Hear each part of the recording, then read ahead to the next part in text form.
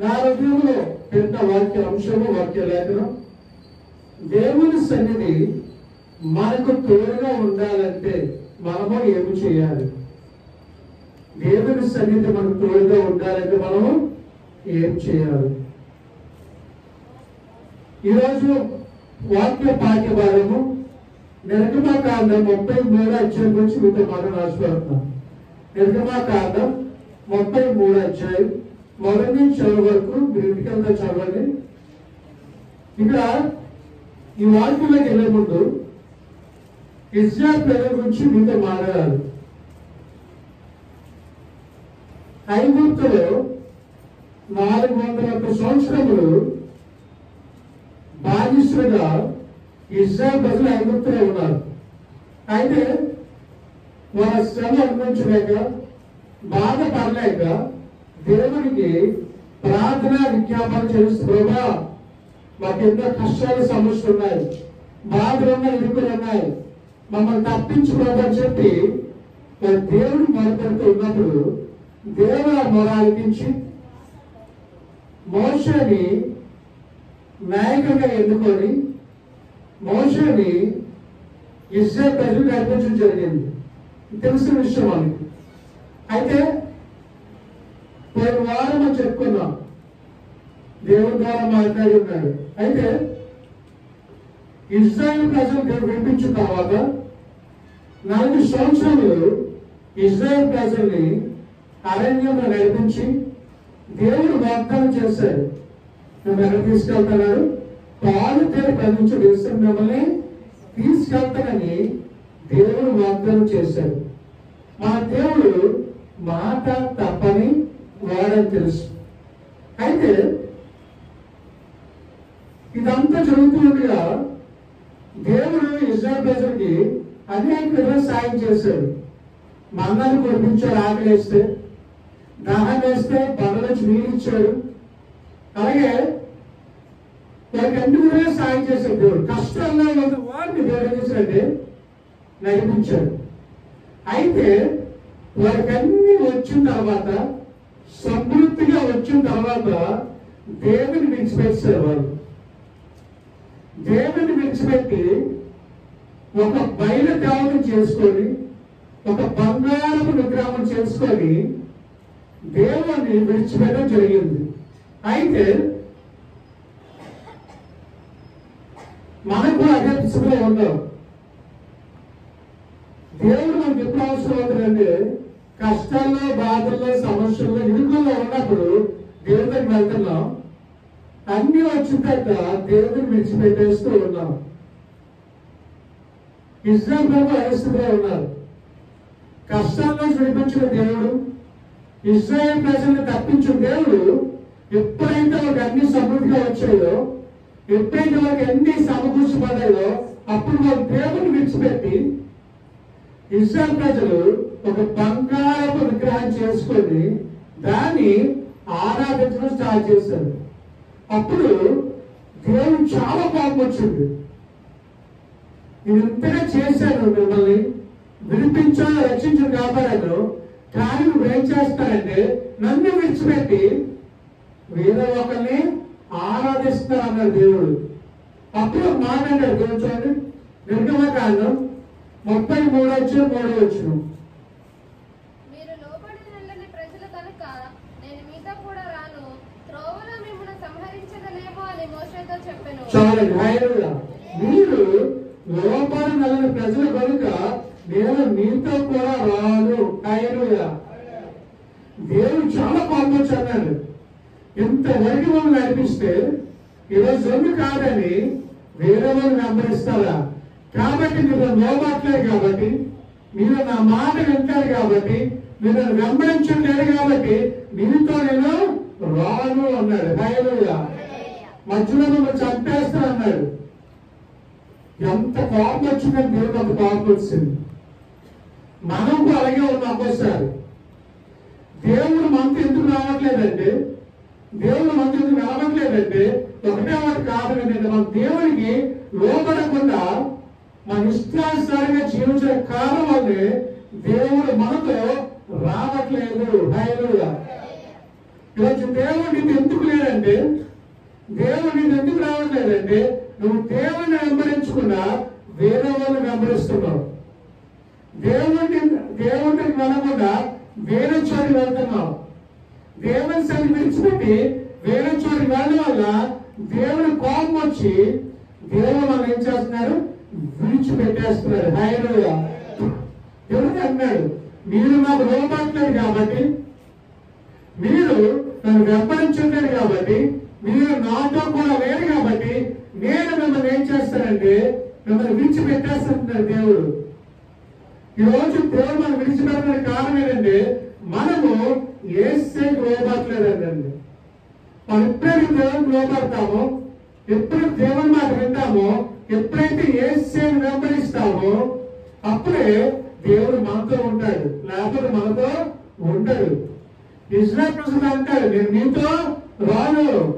మోషే అంటాడు, మోషే మిమ్మల్ని తీసుకెళ్దాం అనుకున్నాను, కానీ మధ్యలో మీరు నా మాట వెళ్ళలేదు కాబట్టి నేను నీతో రానని దేవుడు కుమారుడు. మనం ఎప్పుడైతే యేసే మాట వినమో యేసే మనతో రాడు. ఎప్పుడైతే మనం యేసుని వెంబడించమో యేసే మనతో రాడు. ఎప్పుడైతే యేసుని విడిచిపెట్టి వేరే వాళ్ళని వెంబడిస్తామో అప్పుడు యేసే మనతో రాడు. కుమారుడు వెంటనే అది కీర్తన గ్రంథం 16:4 చూస్తే, కీర్తన గ్రంథం 16:4, కీర్తన గ్రంథం 16:4. యెహోవాను విడిచి వేరొకరిని అనుసరించు వారికి ప్రజలు శ్రమను విస్తరించును. వారు అర్పించు రక్త పానయార్పణములు నేను అర్పింపను. వారి పేర్లు నా పెదవులను ఎత్తను. చూడండి, హల్లెలూయా. యెహోవాను విడిచి వేరొకరు అనుసరించే వారికి శ్రమ. హల్లెలూయా. బైబిల్ నా మాట కాదు, బైబిల్ క్లియర్గా ఉంది. యెహోవాను విడిచి వేరొకరు అనుసరించిన వారికి శ్రమ, అర్పించే రక్తపానీయార్పణలను తినను, అలాగే వారి పేర్ల పెదవులను ఎత్తను. హల్లెలూయా. యెహోవాను విడిచి వేరే వాళ్ళని ఆరాధించే వారికి, వేరే వాళ్ళని మొక్కే వారికి శ్రమ. హల్లెలూయా. మన దేవుడు అన్ని కాపాడిన తర్వాత దేవుని విడిచిపెట్టి వేరే చోటికి వెళ్ళిపోతున్నామేమో. ముందు బాప్తిసం పొంది రక్షణ పొంది ఈరోజు యేసుని విడిచిపెట్టి మన పాప జీవితానికి మనం వెళ్ళిపోతే మనకేంటి శ్రమ అంటాడు దేవుడు. హల్లెలూయా. కుమార్తె ఈరోజు చాలా మంది అలాగే ఉన్నారు. దేవుడు అన్ని ఇచ్చిన తర్వాత దేవుని విడిచిపెట్టి వేరే మార్గానికి వెళ్ళిపోతూ ఉన్నారు. ఏదో ఆశించి వేరే దగ్గరికి వెళ్ళిపోతూ ఉన్నారు. దేవుడు అంటాడు, అటువంటి వారికి ఏమొస్తుందంట, శ్రమ వస్తుంది. హల్లెలూయా. అయితే అప్పుడు దేవుడు అంటాడు, అయితే మోషే ఒకవేళ మళ్ళీ మీతో రావాలంటే, విడిచిపెట్టి నేను మళ్ళీ మీతో రావాలంటే నువ్వు 3 పనులు చేయాలి మోషే అన్నాడు. ఎన్ని పనులు? 3 పనులు. ఆ 3 పనులు ఏదో మీతో పంచుకుంటాను. మొట్టమొదటి మనం చేయవలసిన పని ఏంటంటే పాపములకు కారణమైనవన్నిటిని విడిచిపెట్టాలి. హల్లెలూయా. పాపములకు కారణమైనవన్నీ విడిచిపెట్టాలి. చూడండి, నిర్గమకాండం 33:5-6 కాగా యెహోవా మోషేతో ఇట్లనెను, నీవు ఇశ్రాయేలీయులతో మీరు లోబడిన ప్రజలు ఒక క్షణమాత్రము నేను మీ నడుమకు వచ్చిన మేము నిర్మూలము చేసేదను గనుక మిమ్మల్ని ఏమి చేయవలెనో అది నాకు తెలియనట్లు మీ ఆభరణములను మీ మీద నుండి తీసివేయడని చెప్పమనెను. కాబట్టి ఇశ్రాయేలీయులు హోరేబు కొండ యొద్ద తమ ఆభరణములను తీసివేసిరి. చూడండి, హల్లెలూయా. మోషే మొట్టమొదటి చెప్పిన మాట ఏంటంటే, నువ్వే ఆభరణాలు చేసుకున్నావు, ఏవైతే నీకు అడ్డుగా ఉన్నాయో అవన్నీ తీసేయించే మోషే అన్నాడు. ఏ ఆభరణాలు అయితే నేను రాకుండా అభ్యంతరంగా ఉన్నాయో, ఏ ఆభరణాలు అయితే నేను నన్ను అనుసరించకుండా నన్ను అడ్డుగా ఉన్నాయో అవన్నీ తీసివేసే అన్నాడు. హల్లెలూయా. వెంటనే వాళ్ళు హోరేబు కొండ దగ్గర వాళ్ళ ఆభరణాలు ఏం చేశారు, తీసి వేశారు. హల్లెలూయా. మొదటిగా దేవుడు మనతో రావాలి అంటే మనం చేయవలసిన పని ఏంటంటే మనం పట్టుకున్న అవన్నీ విడిచిపెట్టాలి. ఏమైతే దేవుని దగ్గరికి వెళ్లకుండా ఆపుతున్నాయో, ఏ పాపమైతే దేవునికి వెళ్లకుండా ఆపుతున్నాయో అవన్నీ మొదట ఏం చేయాలి? విడిచిపెట్టాలి. హల్లెలూయా.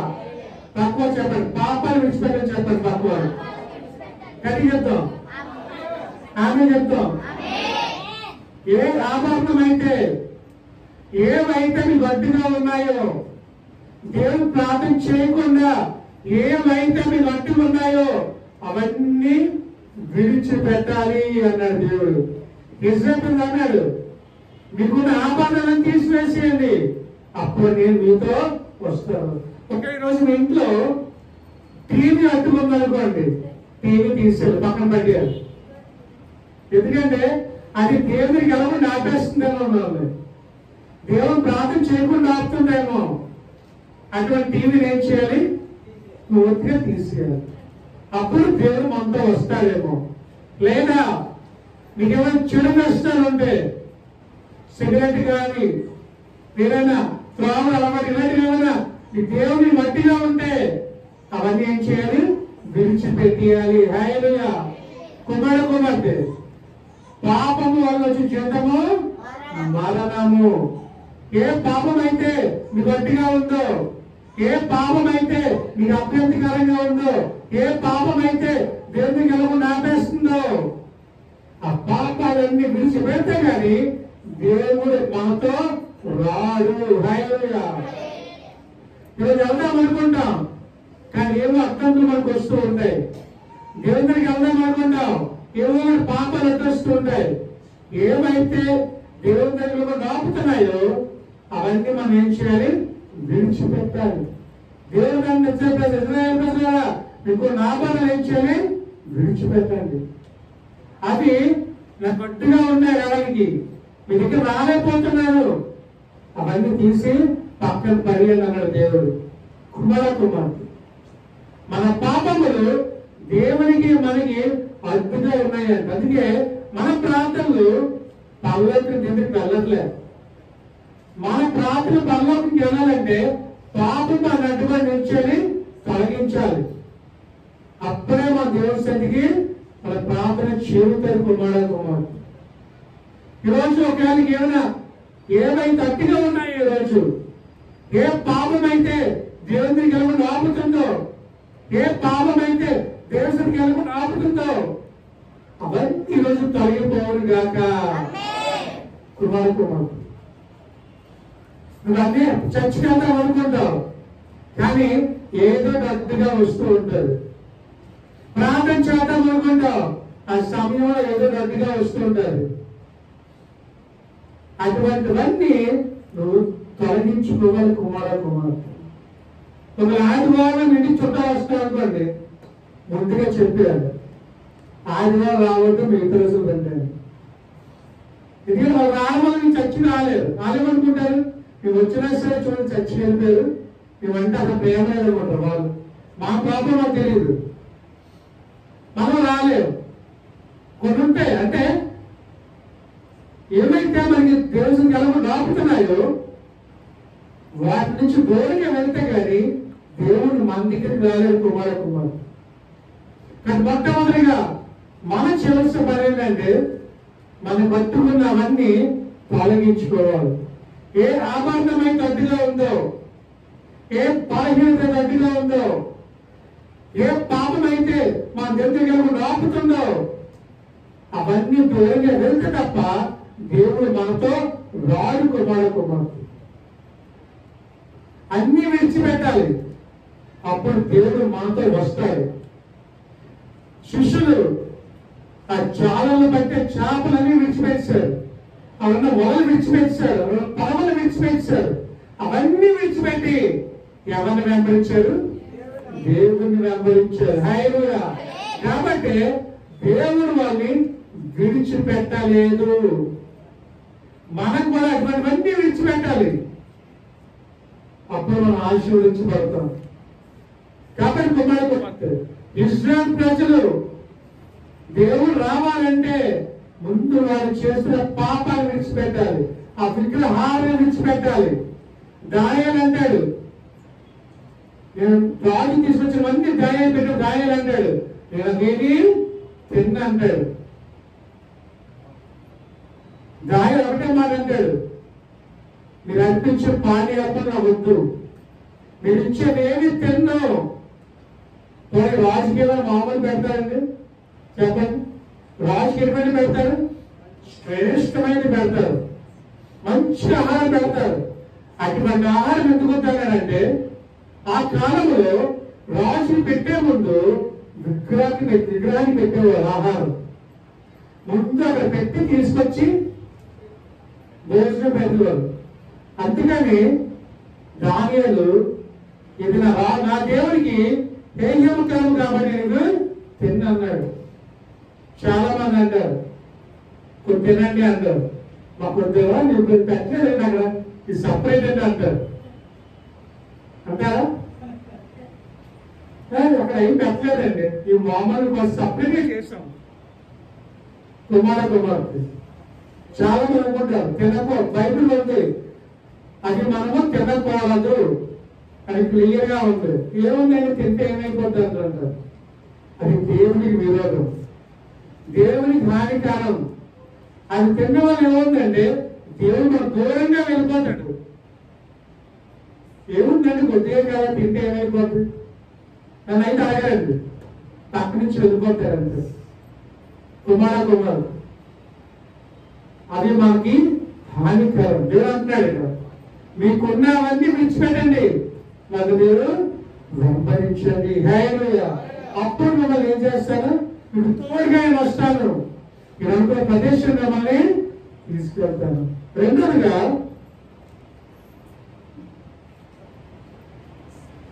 పాప స్థలము నుండి దూరంగా జరగాలి. పాప స్థలము నుండి దూరంగా జరగచ్చండి. 33:7 నిర్గమకాండం 33:7 వచ్చింది. అంతటా మోషే గుడారమును తీసి పాలెము వెలుపలకు వెళ్ళి పాలెమునకు దూరముగా దాన్ని వేసి దానికి ప్రత్యక్షపు గుడారమని పేరు పెట్టెను. యెహోవాను వెతికిన ప్రతి వాడును పాలెమునకు వెలుపలనున్న ఆ ప్రత్యక్షపు గుడారమునకు వెలుచు వచ్చెను. చాలండి. హల్లెలూయా.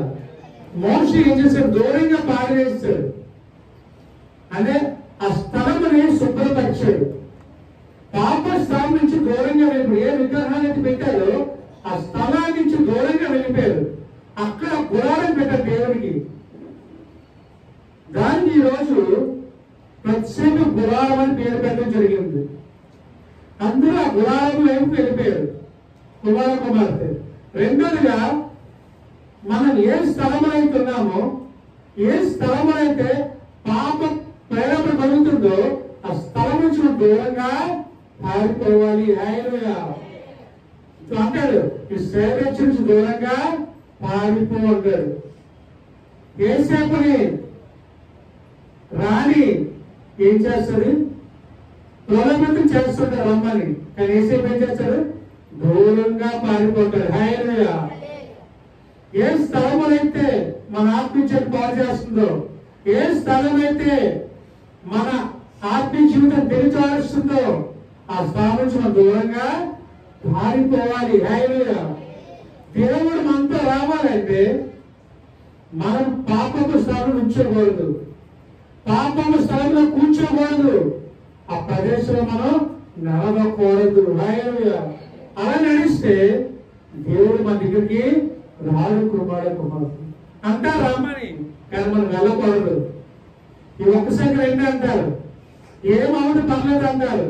వెళ్ళామనుకోండి దేవుడు మనల్ని విడిచిపెట్టేస్తారు. కుమార్తె దేవుడు మనతో రావాలంటే మనం ఉండే స్థలము పరిశుద్ధ స్థలమై ఉండాలి. హల్లెలూయా. హల్లెలూయా.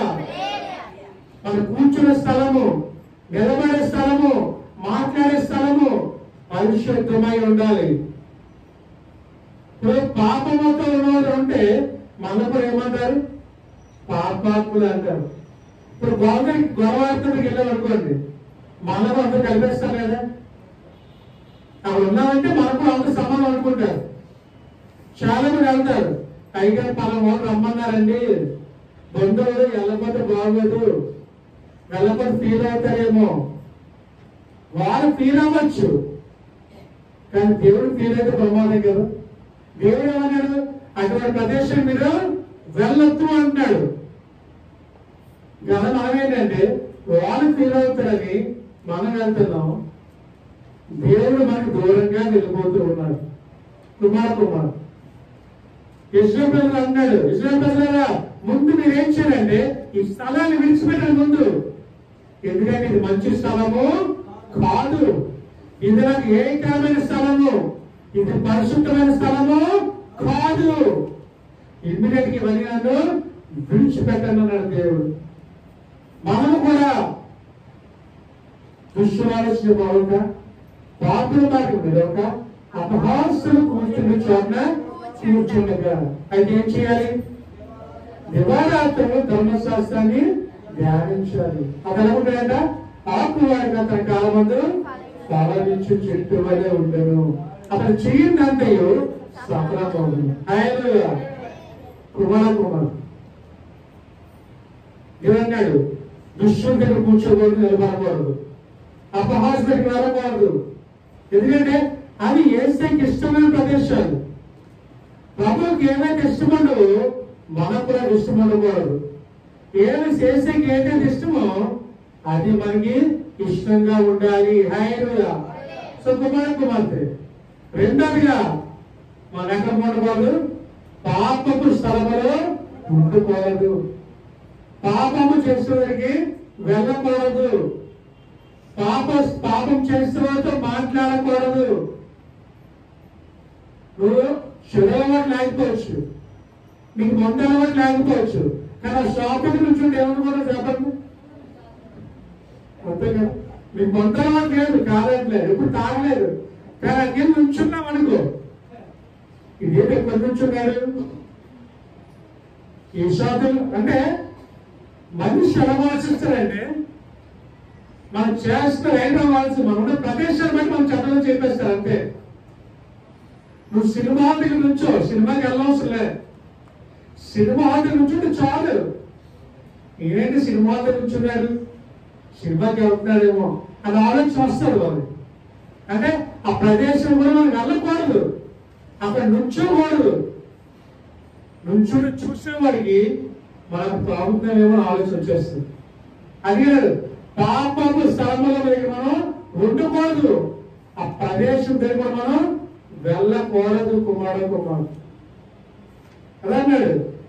ఇశ్రాయేలు ప్రజలు ముందు ఏం చేస్తారంటే ఈ స్థలం ఖాళీ చేసి ఇమ్మీడియట్ గా ఏం చేయాలంటే మీరు ఇక్కడి నుంచి దూరంగా వెళ్ళిపోండి. హల్లెలూయా. కుమారుడు రెండవదిగా మన ప్రదేశం కూడా వెళ్ళకూడదు, ఆ ప్రదేశంలో కూర్చోకూడదు. హల్లెలూయా. మూడవదిగా దేవుడి దగ్గర కనిపెట్టాలి. ఏం చేయాలి? దేవుడి దగ్గర మోషే చెప్తారు, మోషే ముందు నువ్వు ఏం చేయాలంటే ఫస్ట్ నువ్వు పాపం కాలని విడిచిపెట్టాలి, రెండోది ఈ స్థలం ఖాళీ చేసేయాలి, మూడోది ఏం చేయాలంటే నువ్వు దేవుడి దగ్గర కనిపెట్టాలి. చూడండి 33 వచ్చాయి 14-15 చదువు ఒకసారి. నిర్గమకాండం 33:14-15. అందుకు ఆయన, నా సన్నిధి నీకు తోడుగా వచ్చును, నేను నీకు విశ్రాంతి కలుగజేస్తున్నానగా మోషే నీ సన్నిధిని రాని ఎడల ఇక్కడ నుండి మమ్మల్ని తోడుకొని పోకుము. చాలు. హల్లెలూయా. మోషే అన్నాడు, ప్రభా నువ్వు వస్తానో మంచిదే, కానీ నువ్వు రాకుండా మాత్రం ఇక్కడి నుంచి మేము వెళ్ళము, కదలము. హల్లెలూయా. నువ్వు నన్ను దీవిస్తే గాని, యాకోబు ఏమన్నాడు 6:32లో, నువ్వు నన్ను దీవిస్తే గాని, ఆశీర్వదిస్తే గాని నేను విడిచిపెట్టాను. హల్లెలూయా. రాత్రి వచ్చాడు యాకోబు దేవుడు ప్రార్థన చేస్తున్నప్పుడు, రాత్రి అంతా దేవుడితో ఉన్నాడు, యాకోబుతో తిరుగులాడుతున్నాడు. తెల్లవారు అయిపోయింది. యాకోబు అంటాడు దేవుడు, పాపం విడిచిపెట్టినా నాయన, పొద్దున్న అయిపోయింది, రాత్రి అంతా నీతో ఉన్నాను కదా, విడిచిపెట్టంటే ప్రభా నేను మా నిన్ను విడిచిపెట్టాను, నువ్వు ఆశీర్వదిస్తే తప్ప, దీవిస్తే తప్ప నువ్వు నాతో మాట్లాడితే తప్ప నేను విడిచిపెట్టినాడు యాకోబు. వెళ్ళిపోతాడు యేసయ్య. యాకోబు ఏం చేసి తెలుసా, కాల్పుడు లాగేస్తున్నాడు. ప్రభా నువ్వు వెళ్ళడానికి వీలు లేదు, తను తీరిస్తే తప్ప ఆయన విడిచిపెట్టను. అప్పటికి దేవుని కోపం వచ్చి దూరం తీసేస్తాడు యాకోబు. అయినా పరిగెట్టుకుంటూ వచ్చి మళ్ళీ కాలు పట్టిస్తున్నాడు. ఎంత విశ్వాసం చూసారు. ఇంకా దేవుడు అన్నాడు, వాళ్ళు విడిచిపెట్టలేరు ఆయన, మరి ఇంక విడిచిపెట్టు లాభం అని చెప్పి దేవుడు అన్నాడు, నువ్వు ఇక మీదట నువ్వు యాకోబుగా ఉండవు కానీ ఇశ్రాయేలుగా ఉంటావు. హల్లెలూయా. నువ్వు మనుషులతోనూ దేవునితోనూ పోరాడవు కాబట్టి, ఫైట్ చేస్తావు కాబట్టి ఇక మీదట నువ్వు ఇశ్రాయేలుగా మార్చబడుతున్నావు. హల్లెలూయా. అది దేవుడికి ప్రార్థన చేయడం అంటే. హల్లెలూయా. మనమే ప్రార్థన చేస్తాం, ప్రభా దీవించండి, ఆస్వాదించండి. మనం పనికి వెళ్తాను, మన దగ్గర కాపురించి ప్రభా ఏ శ్రమలు వచ్చినా తండ్రి ఆమె అయితే ఎప్పుడు ఆమె అన్నమో తెలియదు దేవుడికి. దేవుడు ఉన్నాడని కూడా తెలియదు. అలాగే వెతికితే దేవుడు దగ్గరికి వెళ్ళడం చాలా కష్టమన్నాడు. ప్రభా నువ్వు మాతో వస్తే తప్ప నేను మీతో రాను.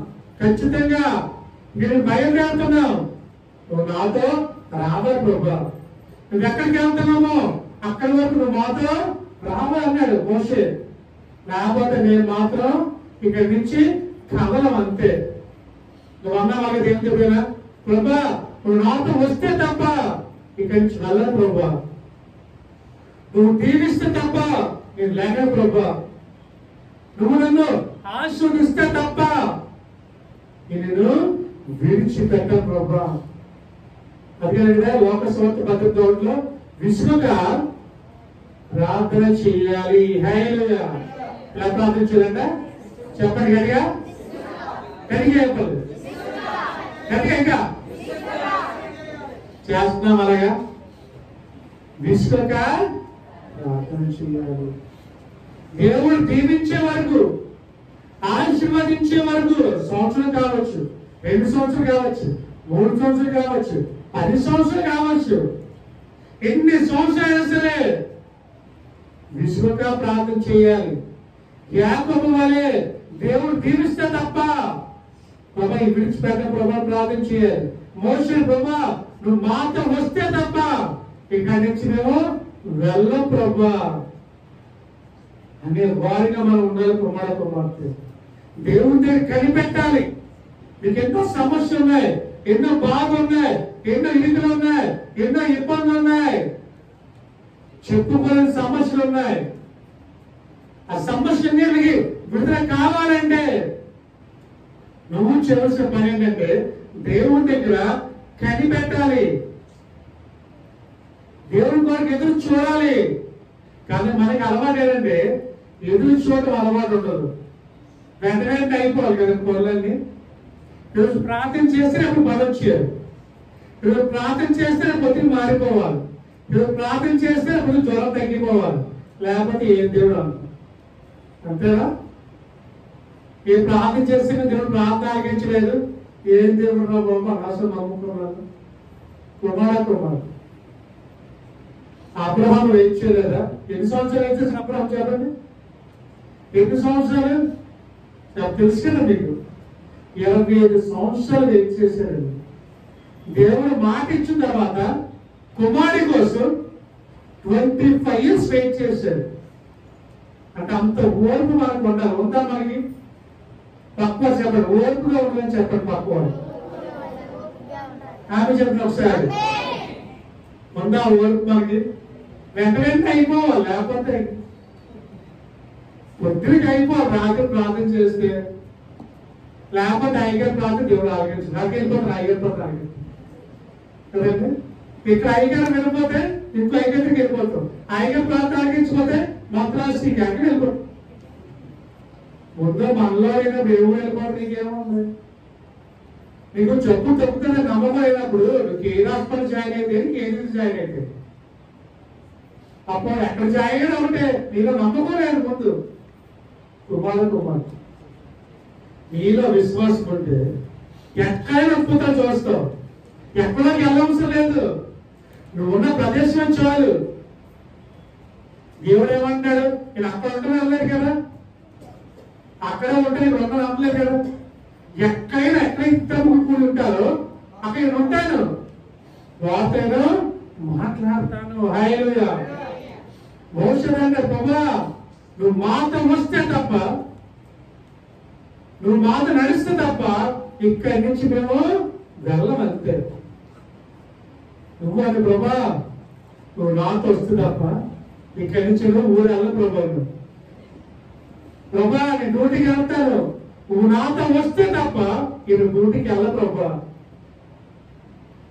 మనం అలాగనే అనుకుంటాడు, ప్రభా పనికి వెళ్తాను, పని వచ్చేయాలి, ఏం చేయండి. ప్రభు వస్తారా లేదా మొంటడుగు. ప్రభు ఎప్పుడైనా ప్రార్థన చేస్తే మొట్టమొదటి మనవలసిన పని ఏంటంటే, ప్రభా మనం చోటికి వెళ్తాను, నాతో నువ్వు రా. పనికి వెళ్తాను, నువ్వు నాతో రా. ఇంట్లో ఊరు వెళ్తాను, నువ్వు నాతో రా ప్రభా అను. అలా ప్రార్థన చేస్తే దేవుడు నీకన్నా ముందే వెళ్ళిపోతాడు. అతను గొప్ప సంగతి అదే. నీకన్నా ముందెళ్ళి మార్గాన్ని సరళం చేస్తాడు కుమారు. నువ్వే ఏ ప్రాబ్లం ఉన్నా, ఏ సమస్య ఉన్నా, ఏ ఇబ్బంది ఉన్నా, ఏ ఎదుర్కొన్నా మోషే వలె మనం దేవుడికి ఏం చేయాలి, కనిపెట్టాలి. హల్లెలూయా. దేవుడిని ప్రార్థన చేయాలి. దేవుడు దీవించే వరకు, ఆశీర్వదించే వరకు, మన సమస్యలకి దూరం చేసే వరకు మనం ఏం చేయాలి, ప్రార్థన చేయాలి. హల్లెలూయా. చేస్తున్నాం అలాగా. మీకు సమస్య ఉంది, డబ్బు లేని మనుషున్నాడు కానీ జబ్బు లేని మనుషులేడండి. తెలుసా మీకు? డబ్బు లేని మనుషులేడు కానీ జబ్బు లేని మనుషులేడు. పక్కనే ఉన్నాయి జబ్బులు. ఎక్కడో ఇక్కడ చిన్న చిన్న షుగరో, బీపీయో, మోకాళ్ళ నొప్పులో, కాళ్ళ నొప్పులో, ఒళ్ళు నొప్పులు, ఏదో ఒకటి ఎప్పుడో తెలిసి వస్తూనే ఉంటుంది. అలాగా ఏది రాకపోతే జ్వరం వచ్చేది సీజన్ బట్టి. కాబట్టి అయితే వీటన్నిటిని వినిపించడానికి దేవుడు సిద్ధంగా ఉన్నాడు. హల్లెలూయా. అయితే నువ్వు చేయవలసిన పని ఏంటంటే దేవుడి దగ్గర కనిపెట్టాలి. హల్లెలూయా. ప్రజలు మీ ఇంటికి వస్తావు అనుకోండి, నువ్వేం చేస్తావు? కనిపెడతావా లేదా? చెప్పమ్మా మీ ఊర్లోని ఈరోజు ఎమ్మెల్యే మీటింగ్ ముందు చెక్లు ఇస్తాను అనుకోండి. మీ ఊరికి ఎమ్మెల్యేగా వస్తున్నారు, మీ ఊర్లో ఏం చేస్తారు? చెక్కులు ఇస్తా అంటే ఎమ్మెల్యే రాకపోతే కూర్చునిపోతారు అక్కడ. ఎప్పుడు వస్తారా అని ఎమ్మెల్యేకి వస్తే రేటింగ్ మరి చెక్కులు అందుకోవాలి కదా. ఈ మధ్య చెక్కులు కూడా ఎక్కువైతుంది. గవర్నమెంట్ ఏదన్నారు కదా, ఇప్పుడు అందరూ దానికోసం కనిపెడతారు. మీకు వచ్చిందా? మీకు ఫోన్ చేశారు, మా మీ ఊరు ఇస్తారా? ఇంకా మాకు ఇవ్వలేదు. మాకు కనిపెట్టి దేని కనిపెడుతున్నాడు? రుణమాఫీ డబ్బులు. అయితే యాక్చువల్లీ ఎవరు దయచేస్తున్నాం మనకి? ఎమ్మెల్యే గారు దేవుడు ఇస్తున్నాడు. దేవుడు అక్కడ చిత్తం నెరవేర్చబడిపోతే ఏదో అనుకోలేదు కదా. దేవుడు వాళ్ళతో మాట్లాడాడు కాబట్టి వాళ్ళు ఇస్తున్నారు. ఇదంతా చేసేది ఎవరంటే యేసయ్య. హల్లెలూయా. మనం ఆయన్ని కనిపెట్టాలి, వీళ్ళ కాదండి. హల్లెలూయా. ఒక రోజు ఒక సంఘటన జ్ఞాపకం చేస్తాను, వాక్యాన్ని ముగిస్తాను. ఒకసారి మీకు చెప్పాను, ఒకసారి మనం జ్ఞాపకం చేస్తాం. ఒకసారి ఒక రాజుగారు అంట ఇలాగే ఊళ్ళో అందరూ తెలిసి దాన ధర్మాలు చేస్తున్నారు. రాజుగారు ఏం చేస్తారు? దాన ధర్మాలు అంటే ఎవరికి ఏం కావాలి, బంగారు కానీ బంగారం ఇచ్చేస్తున్నారంట, వజ్రం వైద్యులు కావాలంటే వజ్రం వైద్యులు ఇచ్చేస్తున్నారు, ఇల్లు స్థానం కావాలి ఇల్లు స్థానం ఇచ్చేస్తున్నారు. ఏం కావాలంటే అవి అడుగుతున్నారు. మీకు ఏం కావాలి, ఏం కావాలి, ఏం అడుగుతుంటారు. అలాగే రాసి ఇచ్చేస్తున్నారు. ఇదిగో నీకు ఎంత బంగారం కావాలి, 510 తులాలు తీసుకో.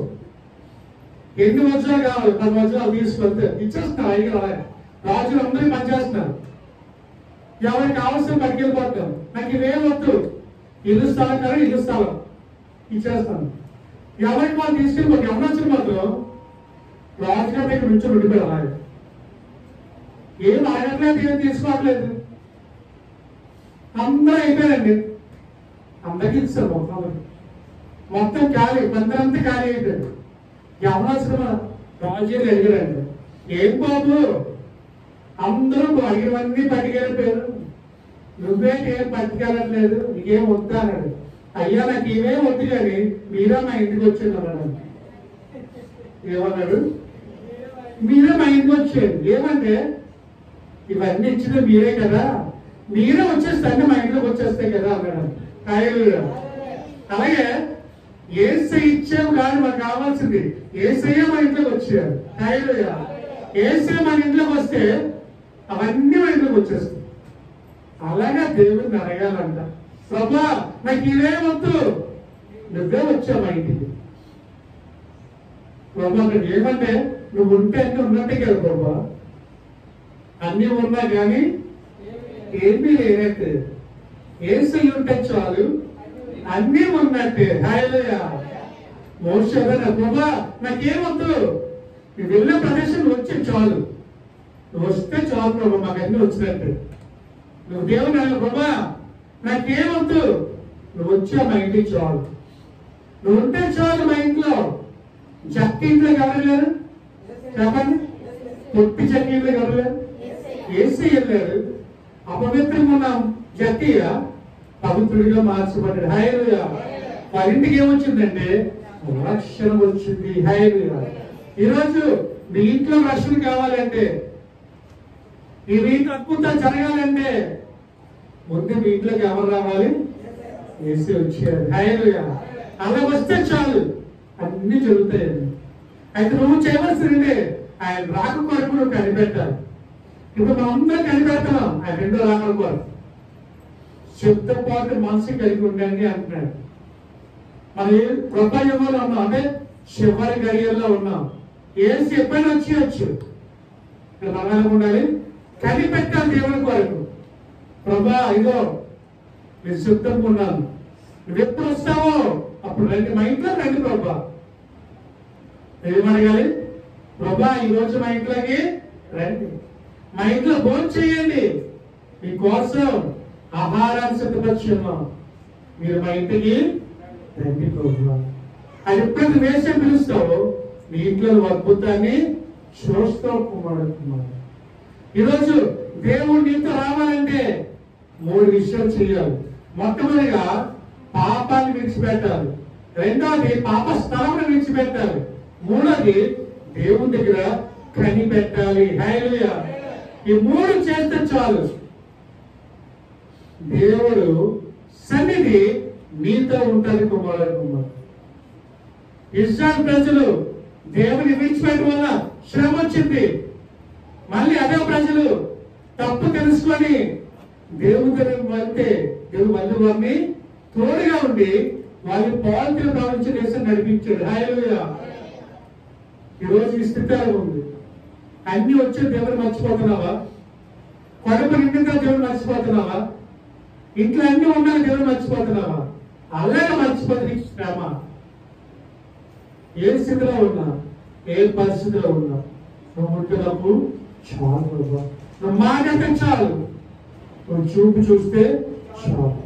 అయితే నువ్వు అంటావు దేవుడు నీ ఇంట్లో ఒక తండ్రిలాగా, ఒక భర్తలాగా, ఒక కుమారులాగా నువ్వు చేయవలసింది ఒకటే, ప్రభా నీవు మా ఇంట్లోకి రండి ప్రభా, నువ్వు వస్తే చాలు, నువ్వు మా ఇంట్లో ఉంటే చాలు, మా ఇంట్లో ఆశీర్వాదం దేవుని ఆహ్వానించు, ఈ జీవితంలో అద్భుతాన్ని చూస్తాం. ప్రార్థన చేస్తాల్సినట్టయితే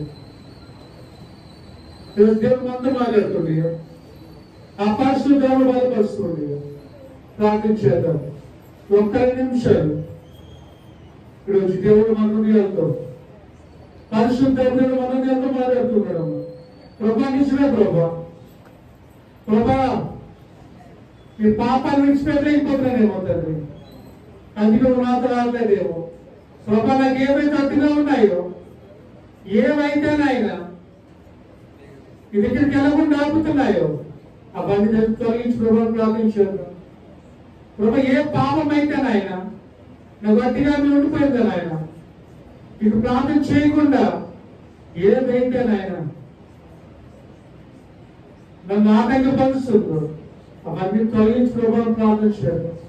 నువ్వే స్థలంలో ఉన్నావు ఆ పాపము స్థలం దూరంగా వెళ్తే దేవుడు కొనిపెడితే దేవుడికి సహాయం చేస్తే ఈరోజు నీకే సమస్య ఉన్నా ఈరోజు ఏ ఇరుగుతూ వచ్చినా ఈ సన్నిధిలో నువ్వు ఏ వ్యాధులతో బాధపడుతున్నా నీ ఇంట్లో సమస్యలతో వచ్చావేమో ఇక్కడికి ఇరుకులతో వచ్చావేమో దేవుడి దగ్గర ప్రార్థన చేయకు కుమారుడు దేవుడి దగ్గర కనిపెట్టు ఆయన సన్నిధితో వస్తుంది నీ కుటుంబంలోకి వస్తుంది నీ సమస్యలు దూరం చేయబోతున్నాడు దేవుడు నా ఇరుకులు దూరం చేయబోతున్నాడు నీ ఇబ్బందులు దూరం చేయబోతున్నాడు కుమారుడు దేవుడు ప్రతి ఒక్కరితో మాట్లాడుతుండగా ఆ పరిశుద్ధములను బలపరుస్తూ ఉండగా ప్రభా ఒక్కసారి దర్శించు ఒక్కసారి బలపరచు ప్రభా అని ప్రార్థన చేద్దాం కుమారుడు దేవుడితో కనిపెట్టు అంకలకు ప్రార్థన చేయి పశ్చాత్తాపంతో ప్రార్థించి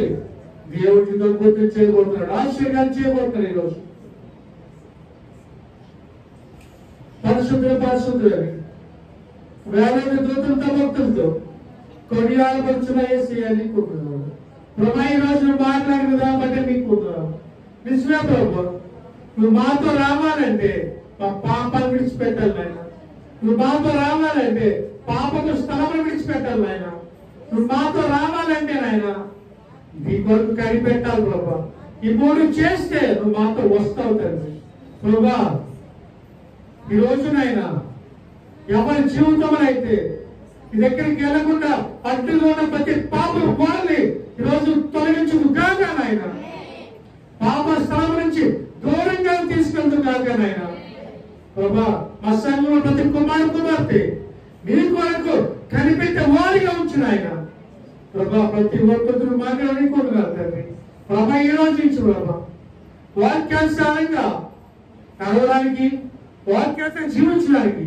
ప్రభు తండ్రి ప్రభా ఈ విన్న వాక్యము మంచి భద్రత వలె 30 దంతులుగా 60 దంతులుగా 100 దంతులుగా ఫలింపు చేయండి ప్రభా జీవితంలో అద్భుతం జరిగించిన ఆయన ప్రభు ప్రభా ఈ విన్న వాక్యము తండ్రి ఫలింపు చేయండి ప్రతి కుమార్తె నువ్వు రాత్రి వచ్చే వరకు నెమ్మరు సహాయం తెచ్చింది ప్రభా ఈ రోజు ప్రభా ప్రతి కుమార్తె నిన్ను ఆహ్వానించి కుటుంబంగా మార్చుతాయన ప్రతి కుటుంబంలో మీరు వెళ్ళండి నాయన ప్రభు కుటుంబంలో అద్భుతాలు జరిగించు ప్రతి కుటుంబంలో ఉన్న ప్రతి చీకటి శక్తుల్ని అంధకార శక్తుల్ని యేసునామమున ఈరోజు విడిచిపోవును గాక ప్రభు ప్రతి కుటుంబంలో వెలుగుతో నింపండి ఆయన వెలుగుమయం చేయండి ఆయన ప్రతి జీవితాల్లో నెమ్మది సమానం దయచేయండి మరి కుటుంబంలో నువ్వు అతిథిగా ఉండి నాయన మిమ్మల్ని నడిపించి బలపరుచున్నాను ఈ విన్న వాక్యం జీవితం ఫలింపు చేయమని ఈ చిన్న ప్రార్థన అతి సుందరమైన యేసయ్య పదవి సమర్పించుకుంటూ యేసు నామములో అడుగుచున్నాము తండ్రి ఆమేన్.